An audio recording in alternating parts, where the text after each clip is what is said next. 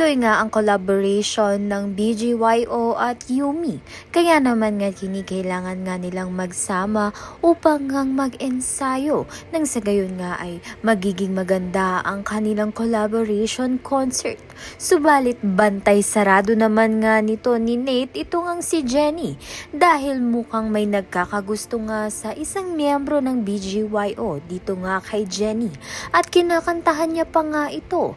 Grabe na nga ang pagbabakod nito ni Nate na para bang sila na nga nito ni Jennie. Subalit hindi pa rin nga sila nagkakaaminan ng tunay nilang feelings. Dito na nga ba magsisimula ang lahat?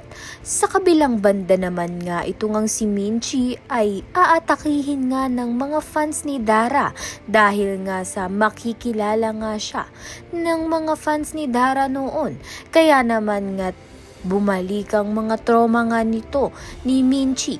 Kaya naman nga't yan at iba pa ang dapat nating pakaabangan. Maraming salamat sa iyong panonood.